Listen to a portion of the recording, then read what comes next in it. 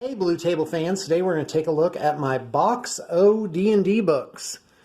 And I've been DMing for like a zillion years, and for 5th edition, this is what I have and recommend, and I'd be glad to hear what other people think. By the way, I'm using my phone, so that's why it's a little shaky. I'm holding it in one hand and doing the stuff with the other. So first off, you need a player's handbook. I never hesitate to mark mine up. And so a monster manual, of course. And if money were not an object, I would definitely get limited edition covers and just use them. Just ruin them. Take away all the value. I have, as a DM, I have a separate monster manual so that I can have 2 of them open for reference at the same time. Now, they do make these cards for the monsters, but frankly, I don't know. I've had them before and used them before, but didn't really like them.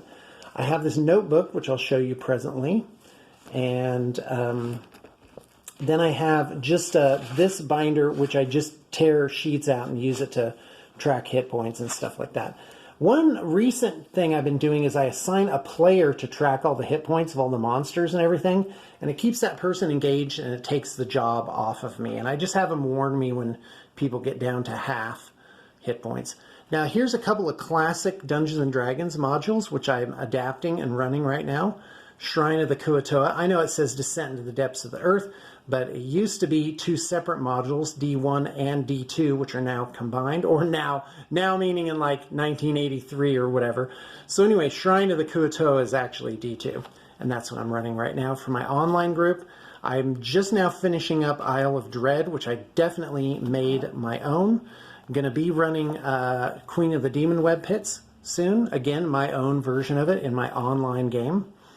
And this is my favorite DM screen. I don't know who makes it. Let's go ahead and just open this up a little bit. Oh boy, if I can do it with one hand. Yeah, the art on here is absolutely incredible. Look at that. I really like it. I like alternate DM screens, and I do like these ones that are sideways, that are only 8.5 inches tall. It allows me to see over them a little bit better. I don't like that they're 4 panels. I usually just cut mine down the middle and make 2. Now what I love about this one is that it has the different conditions along the bottom. I wish it were along the top so it'd be easier to see, but you know, there you go. And I usually, other than the conditions, I don't really need a DM screen for reference. I just use it to hide my miniatures and monsters and notes and stuff like that. I don't hide my rolls. I roll them all out in front. This is a limited edition cover, Fizban's Treasury of Dragons. This has a lot of really cool stuff in it, and I've just been using it a lot recently, and that's why it's in here. I hardly ever use the Dungeon Master's Guide. Here is a, for my online game, I use maps, and this is a master map with the rectangles indicating different areas. And this took about 4 months to run this adventure. This was my answer for Lost Caverns of Saucanth, but they weren't. They were the Forbidden Caverns. All right, so anyway, I would tell my players, I'd be like, these caverns don't seem like they're lost. They feel like they're forbidden. All right, anyway. And then the triple that everybody needs, Mordenkainen's Tome of Foes, Xanathar's Guide to Everything, and Volo's Guide to Monsters. And then another triple, which is an absolutely must-have, is the Tome of Beasts series by Kobold Press. So that's Tome of Beasts 2, the Creature Codex. These are really cool. They deserve their own video.